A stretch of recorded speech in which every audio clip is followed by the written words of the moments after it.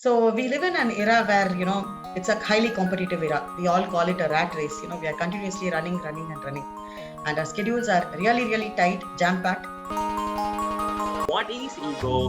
How is it getting started? What is the progression of it, and how we can stop it, right? So many posts in the recent days, especially quit social media. They don't be on Instagram. It is like it will kill your confidence. I've seen so many things because when you. So what have you decided for your daughter? Do you want her to make her a doctor or an engineer? And I said this is grade. At sixth grade. Yes, she was just entering sixth grade. Our emotions is definitely at most necessary. Do not keep your emotions to yourself. Voice it out.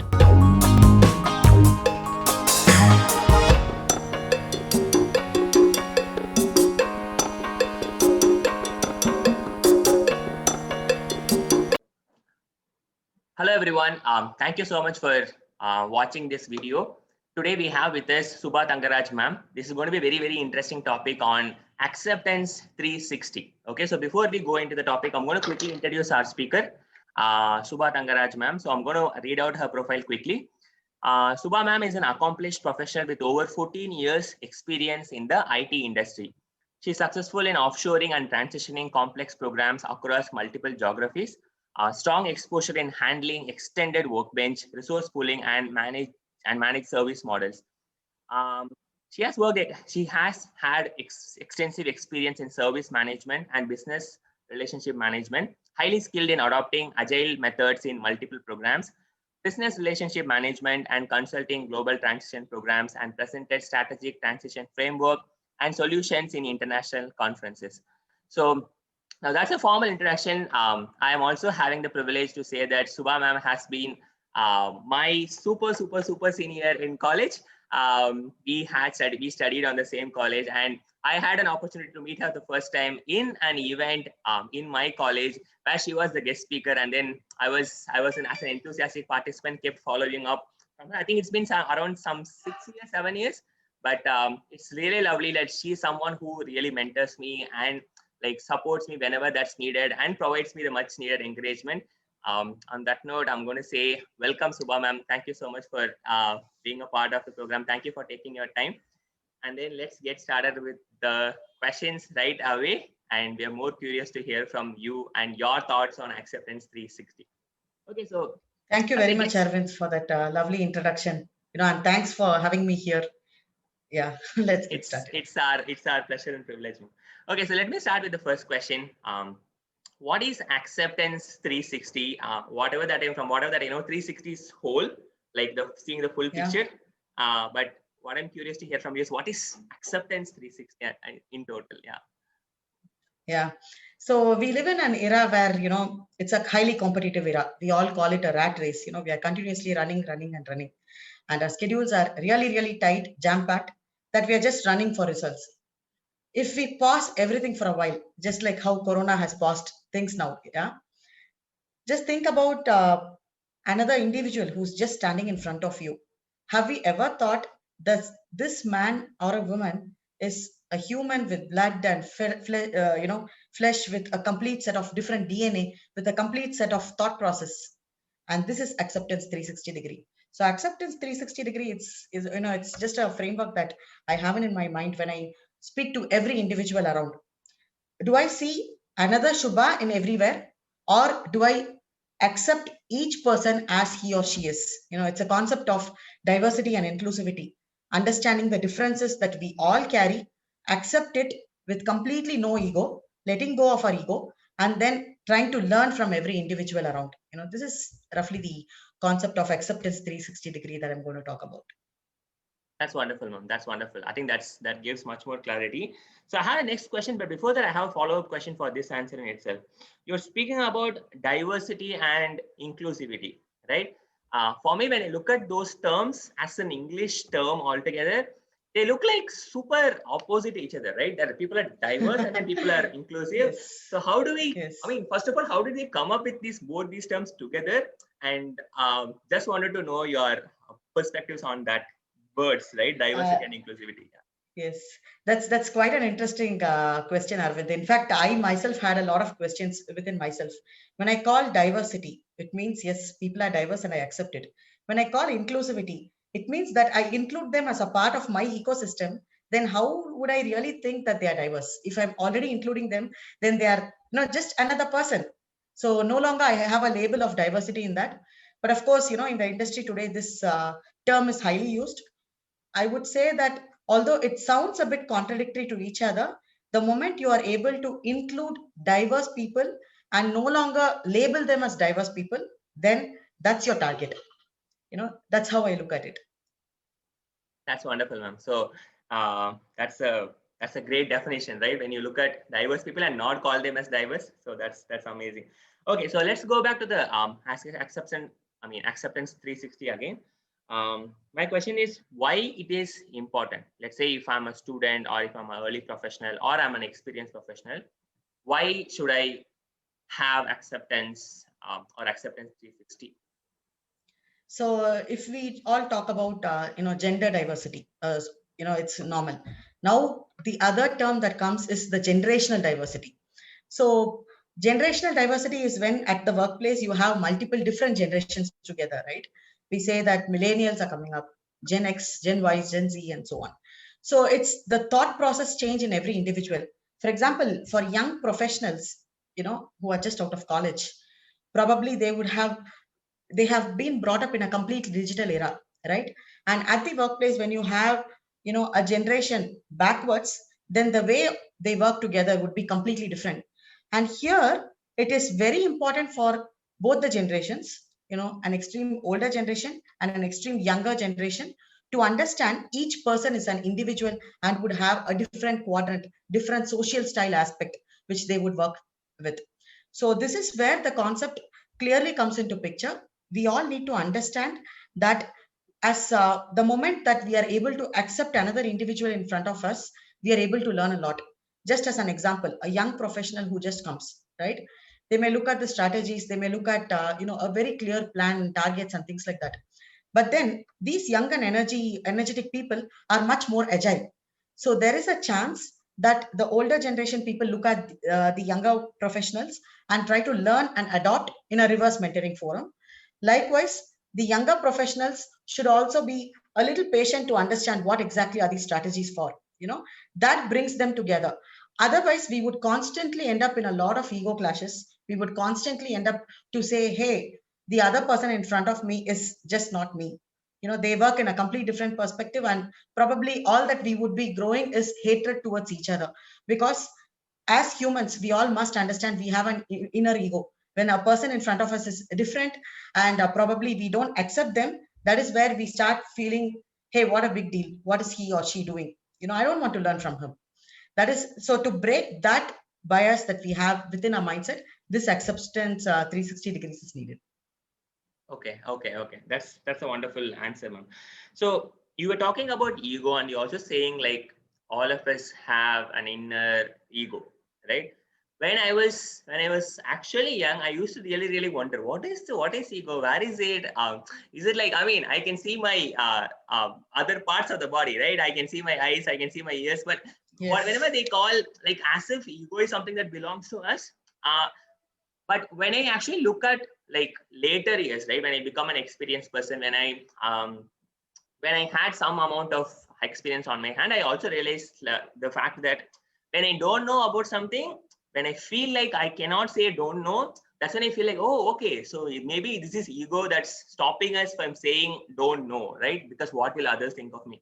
So my question is a bit around ego, because you're also saying it is inner ego that's stopping us. What is ego? How is it getting started? What is the progression of it, and how we can stop it, right?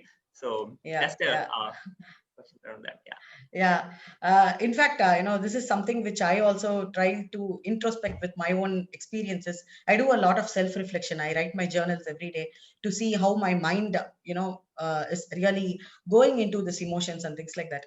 So it was interesting. Let me give you an experience. Several years back, this was, I think, about 6 or 7 years back, that I was authoring quite some articles in the forum in my company, and it was becoming a little bit popular. And then there was a set of people, and there was one cold statement which I heard, very directly, saying that, okay, Shubha writes for visibility. And that particular day, I can tell you, I had a little bit of stronger emotions, not so good emotions. I was just trying to understand why exactly do I hear these comments. Yeah. And when I traced it back, right, in the beginning, I was just reacting to it. I understood that probably I started disliking the people who made that comment. I should admit that. And then when I tried to understand, this particular person who made the statement, she was a highly analytical person. She was great with numbers. She used to do very detailed planning. She was really, really good at it. But rather, my ego, whenever I saw her on the floor, my ego stopped me from learning something from her. She was definitely very good with analytics, but probably I never approached her, or I never wanted to tell that she was doing good at something. And that I understood. It was because I took this comment personally. Yeah. And then when I pondered back, why is this bothering me? Because then I started writing some mind maps. For example, my first article, which I first authored, was when I was in grade 4 in school. Right from then, I had the concept of, diary writing, journal writing, a lot of things, some publicly publishing and all. And I don't have to explain this to everybody around to say, hey, I don't write for visibility. That's my inner passion, right? But then the moment I started seeing her, okay, this person is probably a subtle communicator. Maybe she does not want to speak a lot. But then what she was good at was analytics. Can I now start learning from that? Can I appreciate that individuality that she carried? Then I started, approaching her. Then I started openly acknowledging her strengths. I started also asking, hey, how does this work? Can you teach me this? That is where I smashed my ego. I smashed my ego when I just saw her, with a kind of a burning sensation inside within me. And I started learning much openly. And if you ask me, there was one such day, this was before 2 years, when I was walking on the floor, that she came to me and she just hugged me and she said, Shubha, I see you as a very different person now. I'm sorry, probably there was something which I completely misunderstood. And today I understood you better. And this wouldn't have happened if both of us did not start seeing the differences and appreciating and acknowledging it much openly. This is exactly the inner ego. When we talk about inner ego, the problem is how many times, for example, just a very normal use case, Arvind, as we are watching the news feeds, it could be a Facebook or a LinkedIn news feeds, as we are just scrolling up and down, there could be some thoughts from somebody, and you might get an instinct, hey, what a big deal about it. I'm very sure the audience who's looking at this would smile, because all of us have been through it. And that is where you have to just smash your ego, saying that rather than saying what a big deal about it, can we understand that this person has an amazing thought, and can we try to learn from it? So the moment you're able to smash that ego, you're open for learning. You're open for accepting different cultures, different traits of people, different individualities, and come a step forward to learn from them. That's ego. Okay, ma'am. So there were multiple things that you were saying, right? I had some follow-up questions. One is around that incident you were saying where you were with your colleague, you were not able to take up a comment. So when I look at it from an outside perspective, the way I was able to see was when we didn't get acceptance initially, we also resist accepting others. So I wanted to know your thoughts on was it always the case? How this happens? Like why we, when we are not being accepted, we always feel it like we are being distant from that specific person or a place. Yes. So here, the difference is, as you rightly said, we all tend to get very defensive when we hear a negative comment. Or rather than that, we don't try to see, hey, why is the other person having that kind of a judgmental view or a comment on me? It could just be not with you. It could just be that the person who we are interacting is a complete different perspective. He has a different perspective. And that is the reason he has this comment on you, right? Rather than taking things personally, if we start accepting us as a person. For example, there is something called social style assessment.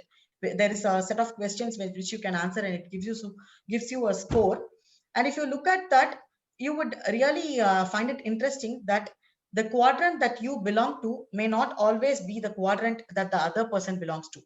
And that is where acceptance 360 degree comes to picture. You start accepting yourself, that, yeah, I fall in this quadrant. This is my trait, and it is absolutely normal for people to judge me in this way. And then you look at the person on the other side, understand what are his social styles and which quadrant he might belong.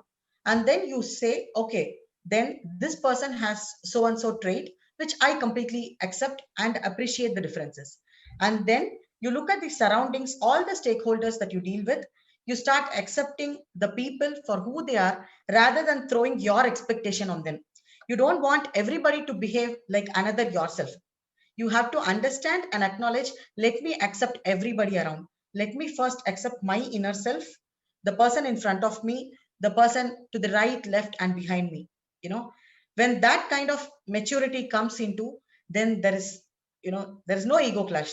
There is no way that you see these differences, and there is no way that you would start mistaking. And the main point here is you start feeling a lot of peace within you, because of course you don't have any hatred, you don't have any hidden envying thoughts, right? Then that makes you a lot more calm. Very, very truly said, right? Just another question on that. You talked about maturity as well. Okay, so I'll also I'll tell my understanding of maturity. From what I've seen, when I was a younger person, I've seen all the elders. They always say they are mature, they can take up decisions. But what I really look at them was, at most of the times, they actually look at things in a way that is not like change oriented, or they're not, I mean, fastly changing. If something is wrong, they don't like to see it becoming right. Of course, there are other factors, there are people around, there are situations around it. But what is maturity according to you? And does it happens with like age, or does it happens with life experiences, or what is it? And also on a question on maturity, does it like, is it becoming like, are we becoming too like defensive towards change? Is that maturity? Is changing things slowly is maturity? What is it? Yes. So maturity, is something that has to go with a lot of introspection. That's my perspective. So maturity, a lot of people say that it comes with age, it comes with experience, and so on. But I truly believe, if we all stop or pause our lives, take a break, deep breathe, and then look around, then you would attain this maturity automatically. Because we are really running literally fast, Arvind. If you ask me, the pace at which we are running, we literally have no time, no patience for anything. We don't look around. You could actually learn life from everything around, from a baby that cries, from a tree which is just swaying, and everything. And when you can actually pause, have an inner eye, and then look around and try to understand what each and every individual, each and every thing in nature is trying to teach you, then the maturity automatically creeps in. It's your inner peace, like I said. And one part which is probably stopping us from being a little mature is that our faster reaction these days. Yeah. Before we react, we really don't pause and ask, is it facts? Is it emotions? What exactly am I doing? You know? And also to add, for example, when we say of the fast paced world, right? We all want things like this. Even if you ask me, when I was in college during my project days, right? We would insert a floppy, we would try to write things to a floppy, we would wait, and the Internet Explorer, we would just see the taskbar to fill it with blues.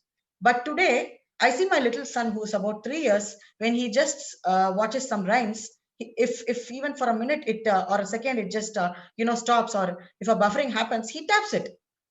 And why? This is because that we all fail to pause. That is where we all want to get instantly gratified. We are looking for instant results. And this can only happen, the maturity can only happen if we all take a pause, if we deeply breathe, and then introspect within ourselves the gush of hormones that is going on, do a mind map, do journaling, and then understand, hey, I am here. What should I do? Can I start looking at things in a little different, open mindset? And that is maturity. And this can come with any age. You are a very young professional. I've seen your videos, and the kind of introspection that you have and the kind of perspective that you share is completely way different that I've seen. So, maturity is not just about age or experience. It's truly introspection. Thank you. Thanks a lot, ma'am. Also, I think I'm going to take this, whatever that you said around, especially the instant gratification, right? Whatever that we get instantly. Also, connecting back to the previous point that you said around social media. Um, just wanted to touch upon it, and then before we move on to another thing. So you told about when we see different people posting about different things, we have a like thought of, hey, what is the big deal about it? Why is this? Why are they posting it, right? But for me to understand, we are a part of social media because we want to consume content, right? We want to learn from each other. We want to know from each other. But how this tool in itself is becoming again into ego, because I've seen so many posts in the recent days, especially quit social media. They don't be on Instagram. It is like it will kill your confidence. I've seen so many things because when you follow celebrities, the kind of cameras they have, the kind of clarity they have is so different to us posting a selfie on our own phones, right? But we tend to compare it both. Like, yeah. But how? Like, what is social media? And also like some thoughts around how to make use of social media effectively and in a way that it's not hurting our ego or boosting our ego. Like, how do we look at it? So if you look at social media, it's a double-edged sword. You bring your personal life or your thoughts to social media, and on the other side, if you look at, you have a constant inner feeling to be accepted and liked, right? So I've literally seen people who count the number of likes and comments. And here, if you ask me, Arvind, of course, the first point which you said was perfectly true. We all come to social media with if we come with a culture of learning, let me learn from each other, then we should also pave the way for everybody to share their failure stories on social media. Today, what we all see is only the green things around, what is very good in everybody's life. It could be professional on LinkedIn, or it could be, personal on a Facebook or a Twitter or anywhere else, right? But what we fail is, we fail to really acknowledge the shortcomings of our life, because life cannot be a bed of roses. Life is not and will never be a bed of roses. We all have the other sides. Are we daring enough to come back without a filter and say that, hey, this is the pain that I'm going through today? In spite of so many good things that we see on social media, in spite of, people posting so happy moments on social media, we see on one side the depression rates are really picking up. Why is it happening? Which means that we are only trying to showcase the positive aspects, but what we fail is, we fail to accept that life is not a bed of roses.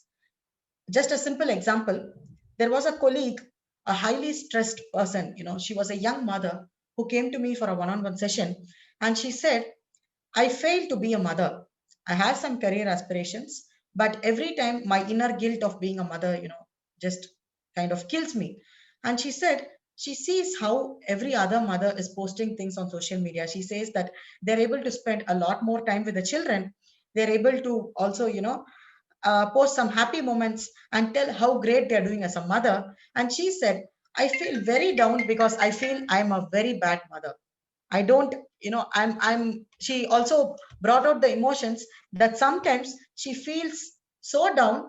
Her kid was probably 7 or 8 months old, so she was going through something called postpartum depression as well.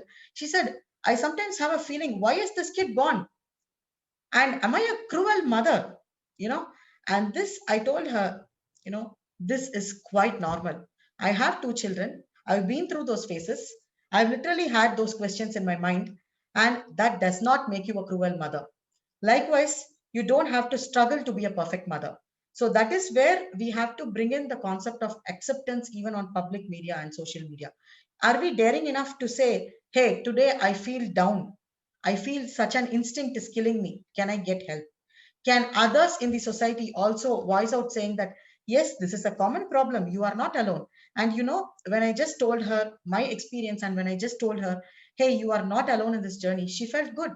She felt she was not the only guilty mother.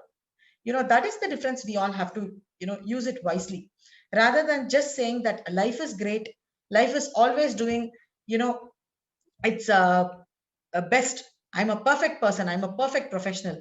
I know I'm a perfect mother. Rather than that, can we all talk about the imperfect moments to tell everybody that yes, we are ready to accept the imperfect moments in life? And that is where, all of this will fall in place. So we have to be open with no filters on social media to directly tell what is exactly, going on. Thank you. Thank you, ma'am. So I think also to to make a thought, the filter you are saying, like that's the whole purpose of why Instagram is.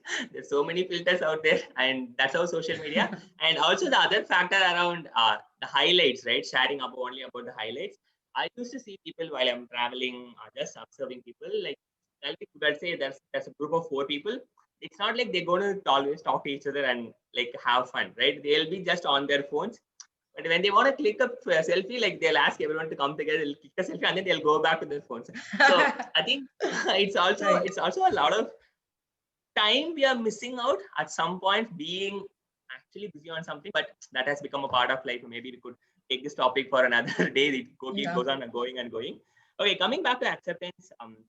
Like I know you have been very actively involved with engineering, IT, like more on the development perspective, and you've also been very strongly like working with people, understanding management, like all these things, right? My question is more towards the management angle. Like let's say when you're looking at a person, do you look out for acceptance, like especially when they are, I mean, getting to take up a role which has more responsibilities, right? Do you look out for acceptance, and how do you test it? Is it important that I'm it is important that we should always cultivate it, but how do we keep it visible, or how do we practice it in our day-to-day lives? Yeah. Yeah. So it is important as managers, as leaders, that you build this concept of acceptance within your team. Because in a cultural context like India, for example, where everybody is striving towards a career growth, there could be always, it could slightly go into a direction of unhealthy relationships at work. So this is where you might have to really break, go in for coaching sessions, encourage, and also if you see something is not right with your teams, also, cultivate this by spreading the awareness of acceptance, usually between a junior and senior, for example, right? Rather than just going merely by experiences, can you give them the opportunity to play the role already? you know and while they play the role, I look at the acceptance criteria. For example, when I make a junior in my team to play a role of, say, a modular lead, probably he could fail in the first instance, probably, or he could do an amazingly excellent work in the first instance. And how are my other set of seniors reacting to his method of working? And that is where I bring them together, I coach them. I also cultivate this concept that we all acknowledge the differences. So when this person brings amazing ideas, can we kind of openly appreciate in a public forum? Are we able to tell that? Because a lot of times the appreciation culture would miss in an acceptance, because we all feel we are doing a good job, so we want to be appreciated. But then when the other person is doing the same thing, we don't come forward a step and say, hey, good job, right? That is where you have to cultivate this at the first step. Then when we look at building the teams itself, how do you look for acceptance? To be very honest, when we start building the teams, you would not see this acceptance culture at all in the beginning, because like I said, everybody is running a rat race. It would just be seen that they probably may understand it theoretically to start with, but when you really work it out, they would have frictional issues. So it is more of a leader to play a role as a coach here. you know Throughout iterations on your daily regular work, give them instant feedback, give them regular feedback. Are they able to bring multiple thoughts together? If they don't like something, are they able to tell why with factual data, and then work as a team? This is where the coaching skills are needed for every leader, to observe the pattern in the team, not wait for a mid-year or an end-year result wherein you just tell them that probably you didn't do well as a team, but rather give them that kind of mentoring guidance in a very periodic way. And that is where you will be able to cultivate the culture. And during the interviews, of course, we could on a subtle way test the acceptance by asking some kind of a psychometric questions, giving them scenarios where probably how would you deal with an extreme other person who is extremely opposite to you? or give them a specific scenario to do a role play. You could do that, but then I would say that the 100% acceptance culture is definitely not in the world today. So this is where every leader has to play a cautious role by adopting this culture. This is the culture change that I'm talking about. Yes, ma'am. Yes, ma'am. Definitely agree to it. The culture change, right? When we look at like more from the lens of a cooperation than a competition, which actually brings me back to another kind of thought that I always used to have. Also connecting back to the whole purpose of education, right? Um, where do you see all these things coming alive in our education, in our formal education that we have for 12 years plus 4 years or 3 years, depending on the course that we are doing? Where are these acceptance, all these things coming alive, and where are the places that they think, I mean, they are not being alive? Like, for example, one of the things that I'm able to reckon was when you told about the rat race, right? I'm just thinking all these things are just happening from the fact that I should get the first rank, or I should get like the gold medal, or I should get like those Exactly. aspects, right? Which is not a bad thing, but when we look at education, like that's how it is. Like you have to get the first rank, otherwise, I mean, it's not about the marks. These generation, I think like the parents are asking about marks, like what is the, how much you have scored, what is the difference between 100 and this score, why you're not scoring that. But earlier I used to see a lot of students just thinking about the first rank, like getting the first. So where do you see our education system on this whole like idea, and how do you think it can be improved? So this would be a lot of helpful for educators, especially who are looking into acceptance as a view. Yeah. Yeah, this is something which I've pondered for a while. And if you ask me, Arvind, getting back to our roots, that is what is needed. So, right from, say, the Gurukula technique, or even, you don't even have to go to ages back. For example, I still remember my days when I was in school, primary school, my first class would always start with a moral science. The very first period of the day starts with moral science. 45 minutes where the values were taught, the concept of, social status, accepting different social status was taught, the concept of not to talk anything bad was taught. And in fact, this 45 minutes was amazingly broken down into a kind of a guidance session. Plus, you form small groups, come up with a skit, and end with a moral story and things like that. Today, if you ask, the young kids, the toddlers, when they look at the rhymes, you could learn a moral value from every rhyme. The more we are together, the happier we'll be. It comes with a strong statement, right? And so every of this rhyme has an inner value. Unfortunately, the education system slowly is getting diluted towards more of a kind of an, the competition, not only the competition, just going into literally a career aspiration at a very young age. I had an experience last year. I wanted to change the school for my daughter while I was just looking at when she was entering sixth grade. And every school that I literally visited, the first question they were asking me was, so what have you decided for your daughter? Do you want her to make her a doctor or an engineer? And Oh, I is this said, this sixth is, grade?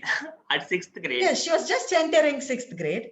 And this was one of the common questions that every front end, team was asking me. And I was like, I just want her to be a good human.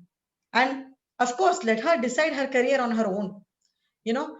And interestingly, I was also at an shrine, I was just standing in front of Baba and just, worshipping him. There was a parent behind. And the statement which he made to his kid was, the kid was hardly 6 or 7 years old. I still remember. And he was just telling, pray to Baba that you have to get first rank. Appa will only accept if you are in first rank. You should always get first rank. Pray to Baba that he should give you all the education. You should be a smart boy. You should be the topper of the class. And what are we teaching our children at this young age?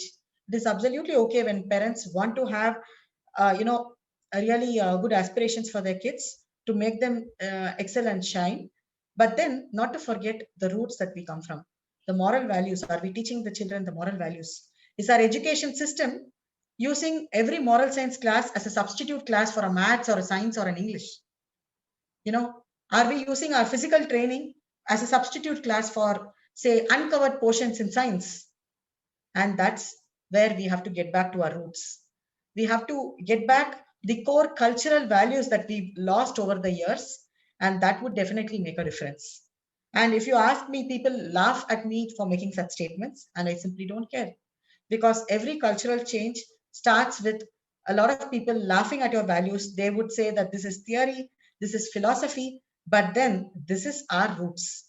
The way the person I am today, dealing with this acceptance 360 degrees is because of the cultural values that I learned in school, in the family, and in the society. And this is what we have to, bring back. So I would say we should have an integrated curriculum where we teach our children the values, the life skills, the social skills, and then about, maths and science and all of this. Very, very, very well said, ma'am. Actually, like just thinking of that angle, right? Like saying physical education or moral education, these are things like, it's not like we won't be using our body or mind in a day, right? We might take a break and we don't need to use science or mathematics. We can get a break, but every day we have to use our body and mind, and it just keeps on going. And it's very, very important that we should learn to build those values, or to build those stamina in our body, so that we are able to manage them well, right? And they are far more, important and significant, or I would say equally significant to the subjects that we are also learning, that given importance is. That's a wonderful thought, ma'am. So before, so I had another interesting question also. Like there were so many things that we have discussed till now. We talked about acceptance, we talked about acknowledging the work, crediting others, our egos, so many different diversity and inclusivity. Let's say if I am a student and I have no idea about acceptance 360, or I'm a young professional, I have no acceptance. If you could tell me in 3 simple steps, what are the things that I could do logically, or that I could, maybe from the framework that you're developing, that I could have in my mind, so that I can follow this specific thing and then live happily or live in peace? What would be those 3 steps? 3 is just a number, but I'm just asking you to break it down into some steps so that it's easy for people to follow. Yeah. So first and foremost step would be self-awareness. Be self-aware of what kind of individual are you. Like I said, there are quite some different assessments in the market which is available. One such interesting one is social style assessment. You can just Google it and you would get a set of questionnaires. First thing, be self-aware of what kind of typical person are you, and accept it. The second step that you would have to do is, in any of the conflicting situation, immediately as soon as you react, go back, ponder over it. If possible, do a journal or a mind map where you trace your emotions and facts. Are you able to trace your facts and emotions and bring them together? Is it emotionally that you are reacting, or is it a fact-based content that somebody was trying to say that you fail to accept? The more you do it, the more you would come down to a fact that yes, I can accept everything that is said on me, or accept the different individuals. The third part is very important, where you start observing a person for his personality cues. For example, when I look at you, Arvind, I'm able to slightly get a feeling that probably you and I are in the similar quadrant, which is the expressive quadrant. So it would go to a scale of 3.3 if you take the tests towards over 2.5 to 3.3 on both the quadrants. And of course, we like to deal with people. So in this quadrant, is it like out of 5? Sorry, is it like out of 5 we're getting a 3.3? Sorry, I'm going back to the rank cards. No, basically this social style assessment is very interesting. I would have loved to show it to you. So basically, it's not a literal point scale where you say that 5 is the highest or 1 is the lowest. It's completely 4 different quadrants, and each score that you get would fall into a quadrant. And when you see that quadrant, they would have typical advantages and disadvantages of being in that quadrant. So when you literally take this assignment, it would give you a lot of awareness, saying that, okay, I'm in this quadrant, I have this advantages, I have this disadvantages, it is completely okay. And if you see all the bigger CEOs, when you look at their social profiles, you would really be surprised. Each of them would be in a different quadrant, but still they are successful. So no quadrant is right or wrong. No quadrant is the best one or the worst one, but it is just about your personality. So it's like you have a mirror to see your inner self. So once you're able to see that, and once you're able to see that in the other person and observe his personality cues, then this acceptance would slowly come in. A very simple example, a husband and wife fighting. Yeah. And probably this is a very common scenario in every household today. The wife who could say that, okay, he does not care for my emotions. He's not understanding my, that what I need is empathy. But probably from the husband's perspective, he deals with facts. Oh, I need to give a solution to her problem. And that's where he comes up with solutions. Otherwise, the man typically feels that I'm incompetent if I don't give a solution, and he tries to give a solution. But the lady, all that she wants is empathy at the moment, not really a solution. So she gets wild when he gives a solution. So it ends up in a result. So that is where, if you are self-aware that you see your husband as a personality, your husband as an individual with different trait, then you're able to openly acknowledge this person. So the third point, which I said in that step, was understanding the personality cues of the person you're talking to, and then try to see, yes, we do have some differences. Let me acknowledge that. So this will make you self-aware and aware of the entire society. Wonderfully said. So I'm also, I'm taking down notes. Just to summarize it, initially it's about understanding, having some self-awareness. You could take up some assessments. And then whenever we are facing a conflict, especially, we have to just ponder over it, understand, okay, where does this conflict arising from? The third one is around observing and understanding them as people, right? I think the example that you said was beautiful. When men and women work together, there's always like, I want to give solutions, or I want to be like, I want to understand it more, right? So those perspectives come into picture. And it's very important that we understand people as people, understand what are their qualities, and then take a call on what action is right, what action is wrong, and then like you employ our logical thinking into it, right? So just to create that ecosystem or understanding and then build upon it. That's a beautiful way to structure it. I'm sure it will be really helpful for all the people who are viewing this. I have personally learned so much of things on this time. I never realized like time was going very fast. It was such a very interesting discussion, ranging on different aspects, right? Though it's around acceptance, we were touching upon different things. I think social media, or like workplace, how do we work with workplace, like generation. There's so many things, ego, there's so many things that we touched upon, and I'm very thankful for to you for taking your time today and then doing this for us. Thanks a lot. And do you have any final words for the audience who are watching this video? And yes, it's your time. Yes, please. Thank you, Arvind. First of all, I would like to say thank you, for having me this morning, and also talking about something which could be seen as philosophical, because I think this is very much needed. As I said, we all want to see this change, and let's be the change that we want to see. And to everybody who's seeing this, dealing with our emotions is definitely at most necessary. Do not keep your emotions to yourself. Voice it out, either it on a paper or to a friend. Voice it out, because we must all, this acceptance 360-degree itself. I started bringing this framework because I see that today we are not able to accept and acknowledge ourselves, first of all. So we hate ourselves to the core, which leads to a lot of depression. So this is where I would like to tell everybody of you who's watching this video, accept yourself. Life is not a bed of roses. Do not strive to be perfect. And just accept everything around, and things will fall in place. So this is what I would like to say. Thank you so much, ma'am. Things will definitely fall in place. Let's keep that hope.